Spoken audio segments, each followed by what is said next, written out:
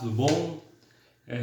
Prazer tê-los aqui comigo, né, nessa palestra, nessa fala que eu vou realizar no projeto Direito em Rede, promovido em parceria pela Universidade Estadual do Goiás, com a Univar e a Faculdade Catuaí, a qual eu sou professor, sou coordenador do curso de Direito aqui da Faculdade Catuaí, em Cambé, no norte do estado do Paraná. Então, essas falas, né, essa minha fala especificamente e as falas de outros professores convidados serão postadas dentro do projeto e provavelmente repercutirão em algumas regiões. Pelo meu sotaque, dá para perceber que sou do interior do estado do Paraná, região de Londrina, Rolândia, sendo professor da Faculdade Catuaí em Cambé, tá bom? Meu nome é Thiago, eu fui convidado para falar com vocês sobre alguma coisa, algum aspecto do direito nessa situação de pandemia que a gente tem vivenciado, nessa situação de isolamento social, né, de conflitos, já estão surgindo vários conflitos de interesses, se fica fechado, se fica aberto, se o comércio abre, se o comércio fecha, quais são os determinados tipos de atividades que o comércio tem que abrir ou que tem que ser fechadas, as prestações de serviço e tudo mais. Escolhi falar com vocês nesse período que nós teremos, em torno de mais ou menos uns 20 minutos, meia hora, sobre a discricionariedade administrativa dentro desses tempos de pandemia, né, em razão dessa doença que tem se espalhado mundialmente, do Covid-19. Sendo assim, não sei se a gente pode chamar com o nome de palestra, ou se a gente pode chamar isso de palestra, né, tendo em vista as condições de espaço, as condições de difusão da mensagem, mas pretendo de forma despretensiosa exercer uma fala para vocês e agradeço aqueles que me ouvirão aí nos próximos dias, nas próximas semanas, nos próximos meses, tá bom? Eu, em razão da temática escolhida, né, pretendo conversar com vocês sobre um viés constitucional, né, relevando muito da teoria dos direitos fundamentais, tendo em vista que, sob o meu aspecto dentro da relação jurídica que todos nós temos vivenciado, né, principalmente com as determinações administrativas de trancamento, de lockdown, ou de liberação de comércio, ou de determinação que parcela da população fique em quarentena, né, em estado suspenso aí das suas atividades normais. Penso que alguns dos operadores de direito já tenham tentado, de certa forma, relacionar isso com a teoria dos direitos fundamentais, no sentido de, será que está de acordo esses tipos de decisões de trancamento em razão de uma proteção da saúde pública, em razão de uma proteção da vida, né, de todos os cidadãos, ou está em desacordo em razão de eventual ferimento ao direito de ir e vir, ao direito de livre iniciativa, tanto um quanto outros direitos fundamentais. Particularmente, acho que como todas as discussões gostosas do direito, né, talvez a gente não consiga, no tempo aqui exercido, chegar a uma conclusão plena sobre isso, mas garanto para aqueles que ficarem até o final da fala, né, que faremos, né, a minha pretensão é fazer algumas críticas e alguns apontamentos fundamentados, obviamente, sobre essa situação, tá bom? Então, primeiramente, já que o tema, né, chamado da palestra seria discricionariedade administrativa, em tempos de pandemia, né, o caso do Covid-19, o que vem a ser, vamos relembrar um pouco lá das aulas da graduação, o que vem a ser a discricionariedade administrativa. Primeiro, vamos tratar um pouco sobre a temática, né, sobre a palavra discricionariedade, no sentido de que O que é discricionário não deve ser algo absolutista, algo imposto de pleno poder, tá? Não é algo arbitrário. O texto constitucional e toda a teoria jurídica dos Estados democráticos de direito, eles trabalham com uma ideia de discricionariedade sob o ponto de vista de uma democracia. Tá? Então, essa discricionariedade não é simplesmente um poder de mando ou um poder de determinação a ponto de o que está determinado pela discricionariedade não poder ser controlado, não haver meios de controle, de fiscalização, de balizar aquilo sob um aspecto valorativo, seja de valores mesmo no sentido axiológico da palavra, ou seja de valores jurídicos que muitas vezes já estão positivados como normas. Tá? Então, a primeira coisa que nós devemos passar a entender é que o poder de discricionariedade de qualquer ente público, tá? De qualquer agente público, ele não pode, de forma alguma, em um Estado democrático de direito, ser entendido como um poder de arbitrariedade, tá? Um poder de mando simplesmente pela própria vontade do ente público. Tá? A vontade do ente público no nosso sistema, em um sistema democrático, ela é uma vontade que não é plena, mesmo dentro dos atos discricionários. Né? Se a gente pega os manuais de direito administrativo, normalmente eles vão tratar que atos administrativos ou são atos vinculados, né, que são aqueles que a própria legislação determina a realização do ato, né, ou são atos discricionários, que são aqueles que estão dentro de um poder de legitimidade em razão da investidura do cargo. Então, o agente administrativo que está investido num cargo público, ele teria o dever, né, de realizar todos os atos administrativos vinculados, né, à lei. Então a lei vai determinar, o determinado secretário de cultura deve assinar e catalogar os filmes que são importantes dentro da legislação. O determinado secretário do meio ambiente deve catalogar e promover editais de contratação de fiscais para fazer a fiscalização do meio ambiente. Tá? Então, se a lei determina, o secretário, o agente público deve obedecer de forma vinculada. Mas se a lei não determina, e alguns atos a lei não especifica quando e como e de qual forma que esse ato pode ser manifestado, né, abrindo um leque de opções para o administrador, esses atos normalmente são chamados de atos discricionários, porque cabe da discricionariedade do agente público e não da sua arbitrariedade, não porque ele quer e assim vai ser, tá? Mas permanece assim, a lei permite, né? A norma escrita dá uma permissão para que o administrador público faça uma certa escolha, exerça um certo juízo, né? Juízo no sentido de fazer um julgamento conforme suas convicções daquele momento ou da forma melhor especificada, né, dentro da nossa doutrina, um julgamento num binômio de oportunidade e conveniência. Então, é muito comum, principalmente o pessoal que faz aqueles estudos mais de mapas mentais, né, algum tipo de estudo mais objetivo, assim, não tanto teórico, você ter uma resposta muito rápida em falar quando alguém questiona sobre discricionariedade administrativa, responder, né, ter a resposta de é o exercício do poder do agente público em exercer algum ato, né, é o direito do poder do agente público em exercer um ato num juízo de oportunidade e conveniência.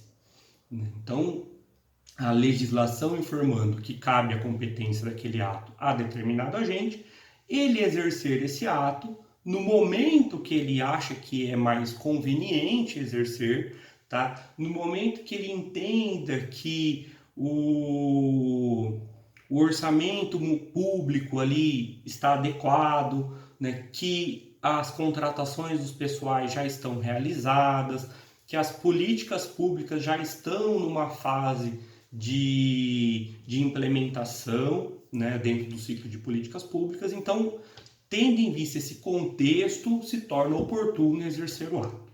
Então, seria a discricionariedade um exercício de um ato administrativo neste contexto. Não está incorreto isso, obviamente, tá? É uma forma muito interessante da gente aprender, decorar, principalmente quem não é da área do direito administrativo, que tem que ter uma ideia mais globalizada sobre tudo. Entretanto, tem-se muito mais a ser dito sobre isso, tá? O ato discricionário é muito maior que simplesmente a gente falar que é um ato exercido dentro da oportunidade e da conveniência. Desde a promulgação da Constituição de 88, principalmente nos primeiros anos da década de 90, que ainda estava se implementando esse novo pensamento democrático, a gente estava numa fase em que, pese a Constituição já estava vigente, mas ainda existia uma fase de redemocratização das instituições, né, da própria academia, do direito, né, do próprio pensamento jurídico, uma ideia de repersonalização de todas as formas que o direito, todas as ferramentas jurídicas que o direito nos trazia. Se aumentou dentro do cenário nacional a discussão de que mesmo o ato discricionário teria uma certa vinculação à própria legislação. O agente público exercendo um ato discricionário, ele não estava à mercê da sua própria vontade, porque a vontade dele era uma vontade limitada. Tá? No próprio direito privado, se acontece isso, né, no pós-88, com a nossa Constituição, a limitação da autonomia da vontade privada também surge, né? A Constituição nos traz um certo dirigismo dessa vontade, dirigindo essa vontade para que não exerça, né, não extrapole qualquer limitação colocada como normas dentro do nosso pacto social, que seriam os direitos fundamentais, seria a própria livre iniciativa, seria a boa-fé, né, a função socioambiental da propriedade. Então, da mesma forma que a vontade privada exercida com liberdade, né, exercida nos limites da liberdade, e liberdade é essa enquanto direito fundamental, mas ela tem um dirigismo, existe uma limitação onde ela não pode sair dessa limitação por ser considerada então ilícita, o agente administrativo, na sua vontade, fica ainda mais vinculado, né, mesmo que ele exerça atos discricionários.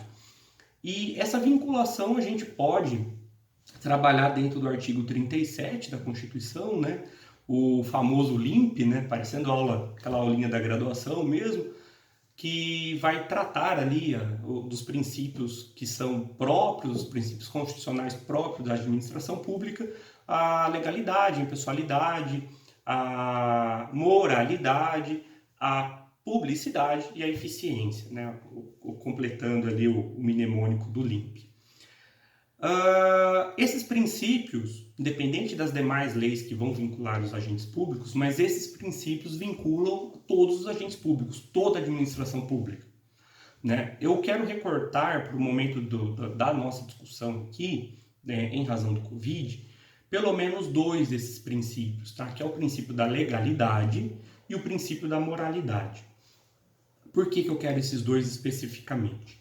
Primeiro que a legalidade administrativa ela é uma legalidade estrita. Então, a legalidade tem que exercer uma permissão legal dentro de uma norma jurídica legal, de uma lei, onde essa permissão reflita na vontade, no ato do agente público. O agente público vai realizar o seu ato em razão da legalidade, ou seja, em razão de existir uma permissão legal para tal.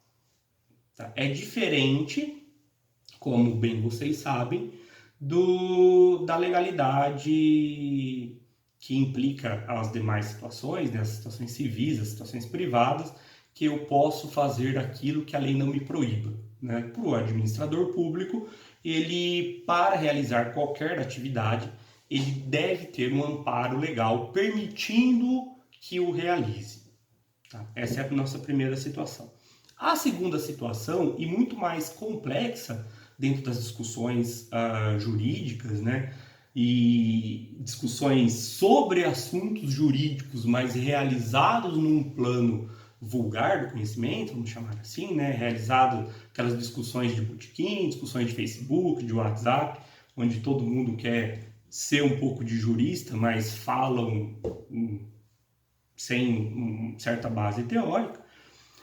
O princípio da moralidade ele não tem necessariamente a ver com as bases pessoais, subjetivas daquele que está exercendo a administração pública. Tá? É muito comum, até em razão da nomenclatura dele, né, de moralidade, se escutar e se observar gente defendendo de forma com ímpeto, né, que o ato administrativo ou o agente administrativo que tem certa moralidade é aquele que tem valores subjetivos, né, vinculados principalmente à situação de religião, à situação de pensamentos históricos, de forma que trata os familiares, né, valores subjetivos que são aceitáveis, né, numa gama maior dentro do nosso espaço democrático. O que significaria isso? Se eu tenho certo valor e manifesto as minhas ações por certo valor, demonstrando que eu acho que a religião católica, eu não queria falar de religião, mas vai ser um bom exemplo dentro da nossa realidade. Eu acho que a religião católica é a mais correta, é a mais certa e tudo mais. Se nós pegarmos os dados estatísticos do nosso país, como a maioria do nosso país é uma maioria cristã, e dentro dessa maioria que é cristã, existe uma maioria que é católica, então alguém que tivesse dentro das suas convicções objetivas uma moralidade que chegasse, condutas, né, valores morais que chegassem próximo ao catolicismo, teria uma maior chance de ser aceito pela sociedade. O princípio da moralidade não diz respeito a esses valores, tá? Não pode ser chamado alguém que não seja de uma religião cristã, que seja de uma religião de matriz africana, que seja ateu, né, que não exerça esses valores religiosos em sua vida subjetiva. Não pode ser tratado essa pessoa como não respeitosa ao princípio da moralidade administrativa.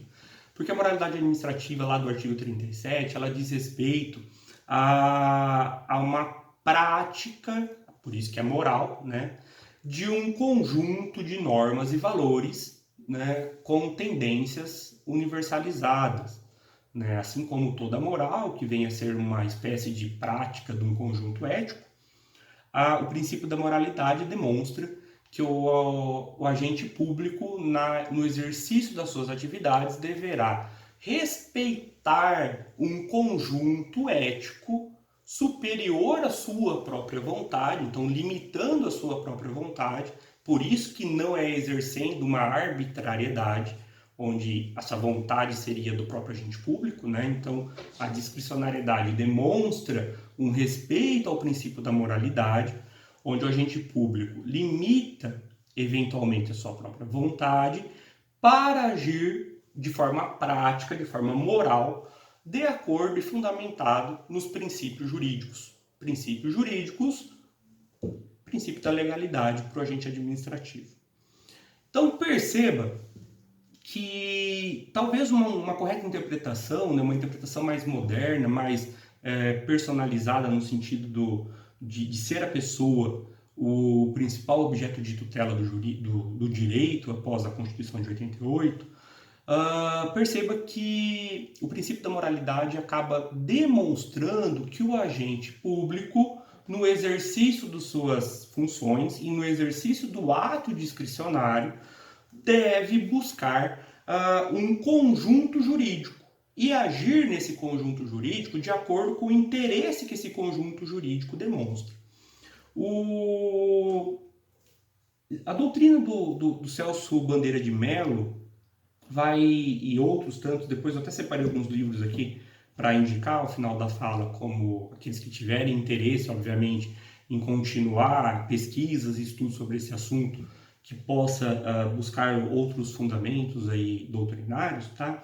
Ele começa a pautar e fundamentar essa discussão dizendo que o princípio da moralidade administrativa estaria muito ligado à ideia do cumprimento do interesse público, né? E aí a gente vem talvez para o principal princípio jurídico do direito administrativo, que é o princípio da supremacia do interesse público. Princípio este que não foi positivado de uma forma expressa na nossa Constituição, tá? Mas está presente em todos os manuais de direito administrativo e, particularmente, me demonstra um certo problema histórico que a gente vai falar daqui a pouquinho para fazer o fechamento da fala, da palestra, tá bom?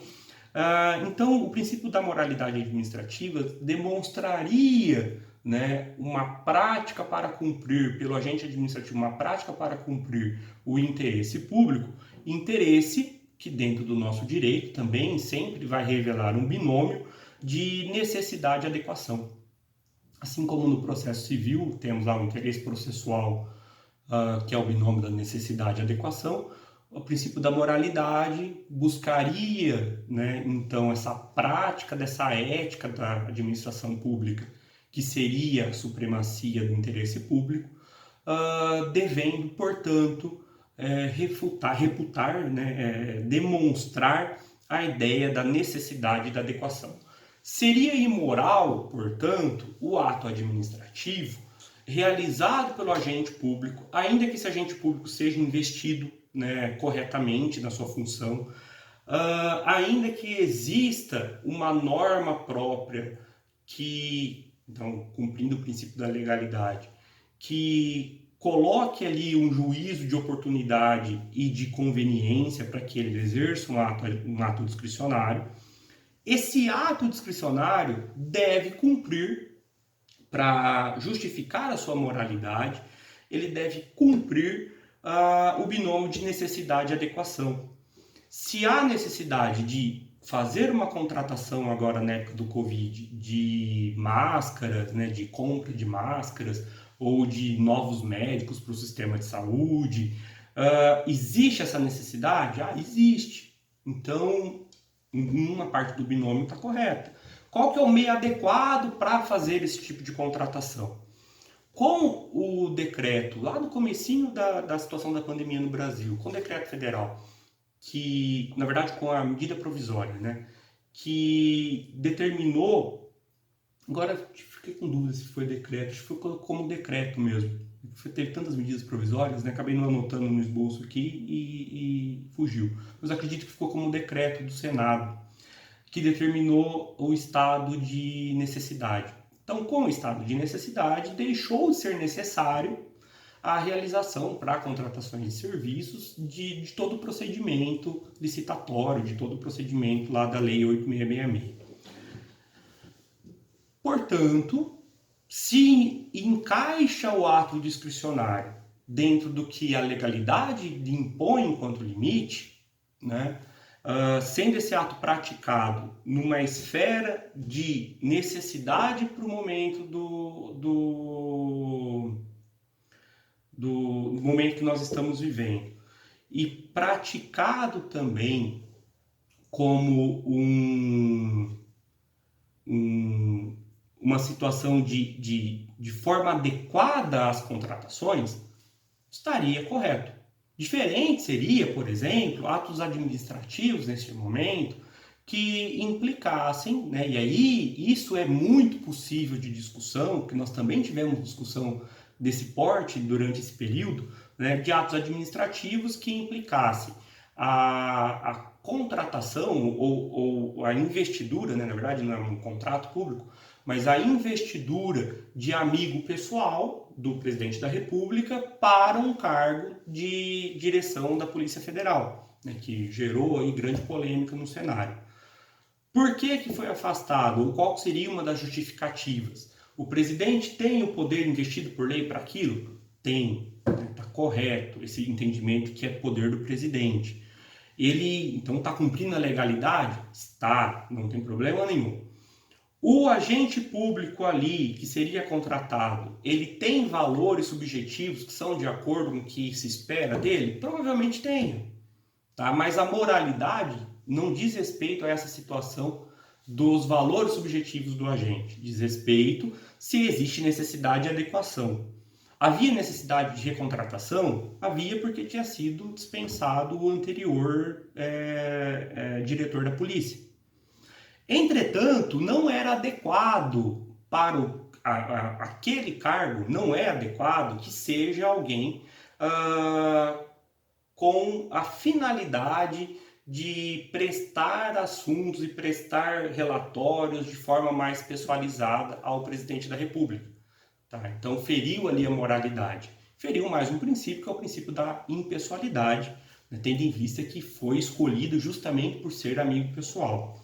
Né? Então, justifica as formas ali do ato discricionário também ter limitações para sua realização.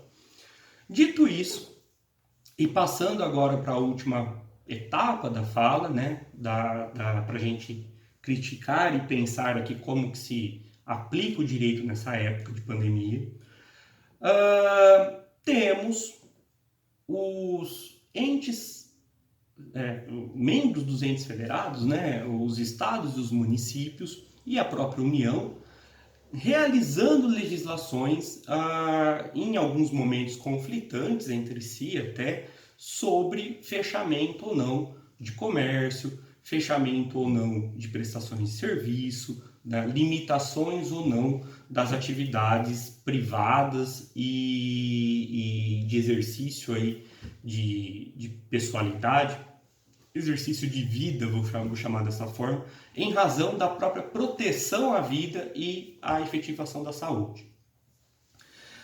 O que eu preciso falar sobre isso? Primeiro, relembrar um pouquinho a teoria dos direitos fundamentais, no sentido, pelo menos, da gente fazer aquelas divisões das 3 dimensões de direitos fundamentais. Doutrina hoje vai chegar na 8ª já dimensão de direito fundamental, mas as 3 primeiras são ainda as mais focalizadas dentro dessa discussão. Direitos fundamentais, assim como direitos humanos, vão ser divididos em 3 dimensões, pelo menos. Né? Primeira dimensão, direitos de liberdade individual e direitos políticos. A segunda dimensão, direitos de liberdades coletivas e direitos sociais.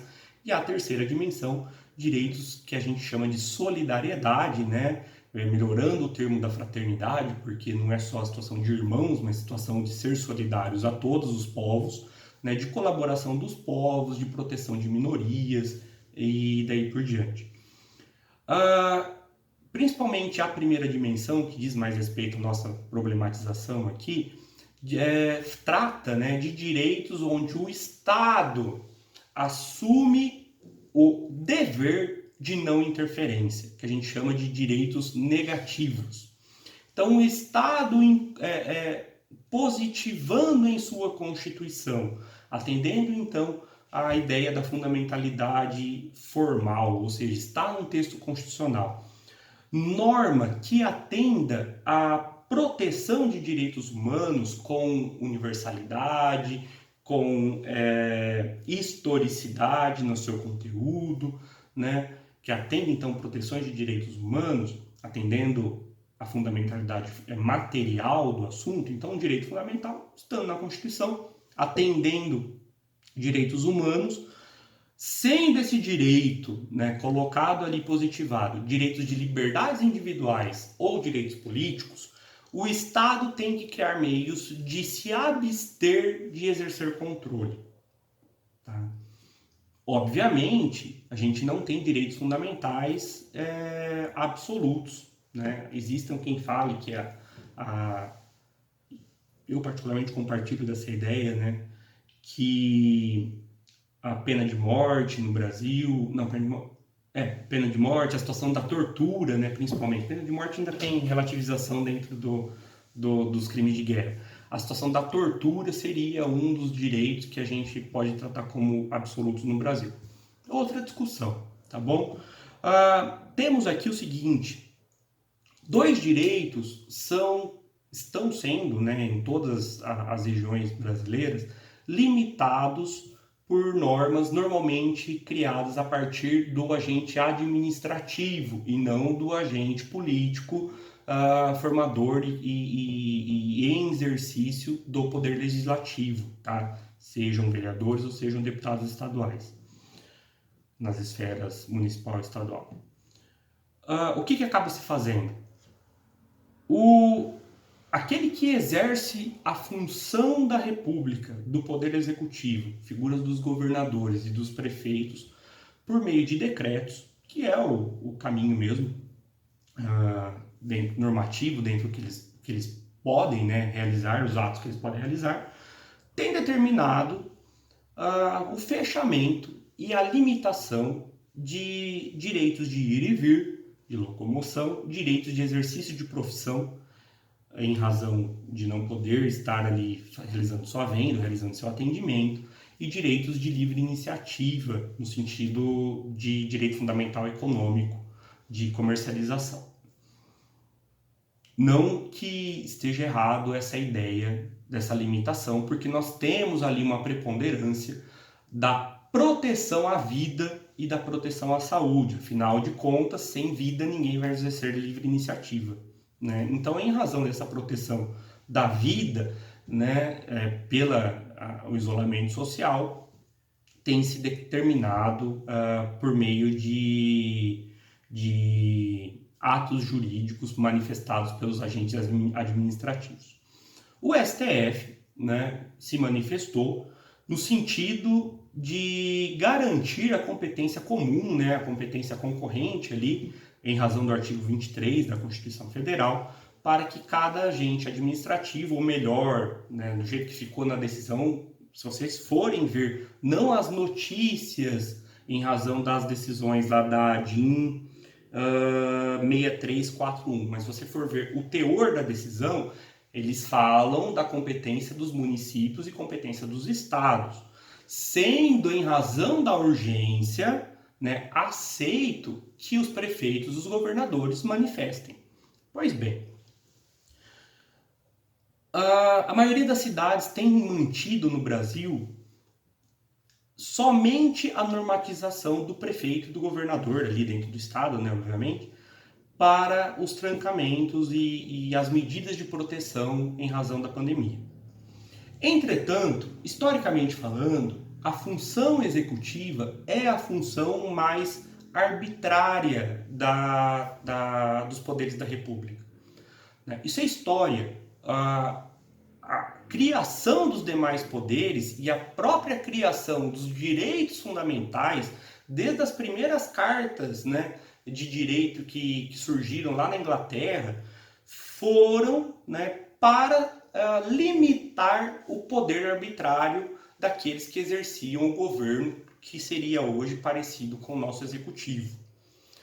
Em razão disso, parece-me que o poder do ente executivo em permanecer realizando esses atos, né, ainda que tenha essa decisão do STF, a decisão não acompanhou, né, todo o decorrer, e provavelmente teremos outras decisões no curso da nossa pandemia, mas parece-me que o ente administrativo não poderia, tá, não estaria agindo com a moralidade, ou seja, não seria adequado à função administrativa realizar, seja inclusive federal, tá, realizar no tempo tamanha ato de limitação de direitos fundamentais de primeira dimensão que dizem respeito principalmente à obrigação negativa do Estado. Tá? Essas são as palavras. O correto, parece-me que seria, que, uma vez promovido os decretos municipais, os decretos estaduais, as medidas provisórias, o agente político, né, o agente legislativo, se reunisse e criasse de uma forma muito mais legítima, né, tendo em vista que nos próprios termos do artigo 30 da Constituição, cabe aos municípios legislar sobre os interesses locais. Então, quem faz legislação é o legislativo, né, a função típica deles. Parece-me que já deveriam os legislativos terem se movimentado, se mobilizado, inclusive poderia, por iniciativa dos prefeitos, criar, ou do governador, criar normas que regulamentassem esse momento que estamos e ainda vamos viver. Tá? O problema maior, e aí é o meu ponto crítico que eu quero colocar, uma vez que essa competência se passe, né, ou se seja exercida simplesmente pelo prefeito e pelo governador, que é historicamente a função mais arbitrária, a mobilidade de interesse ou de proteção de interesses seja muito mais volúvel. Tá? Por que isso? Estamos vivenciando esse ano de 2020, um ano eleitoral, onde nós teremos eleições municipais. A partir do momento, ou enquanto o governador ou o prefeito está exercendo uma atividade, né, normativa pelos seus decretos, no sentido de proteção, no sentido que atende esse interesse dos direitos fundamentais de segunda dimensão, que são os direitos sociais, que seja a efetivação do direito à saúde, principalmente, né, o princípio dos princípios dentro do nosso ordenamento jurídico, que é a efetivação da dignidade da pessoa humana, através da proteção ali da saúde, a partir do momento que eles estão caminhando e agindo de acordo com esses valores, tá tudo bem, né? Estão atendendo a ideia protecionista, estão atendendo lá o artigo 23, inciso 2º da Constituição, que fala da proteção da saúde pública, estão atendendo o que o próprio plenário do STF falou sobre o artigo 198, inciso 1º da Constituição, também fala da descentralização para a atividade de políticas públicas de saúde. Ótimo, estão atendendo.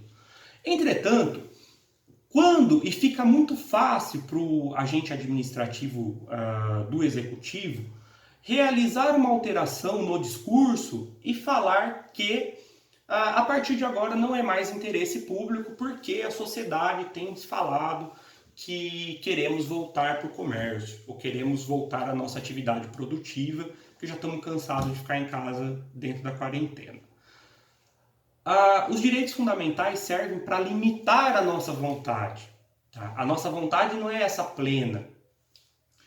E essa alteração do interesse ou do narrado interesse público pelo agente administrativo parece-me, tá, que extrapola o nível de legalidade e de moralidade lá do artigo 37.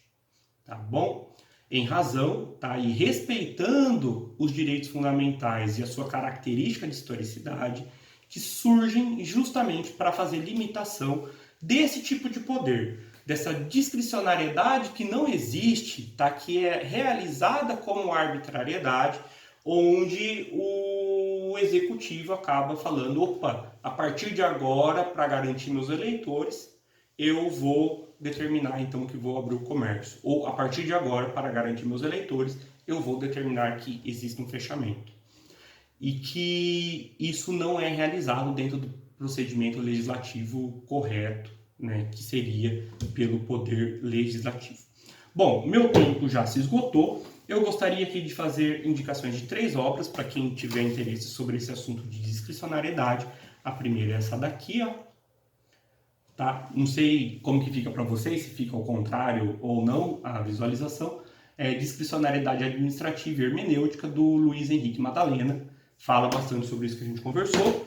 A segunda é essa daqui, ó, Ato Administrativo e Interesse Público, que vai narrar muito sobre essa tentativa de discricionariedade do agente administrativo falar o que é interesse público, Quando ele fala que é interesse público, isso é arbitrariedade, isso não é discricionariedade.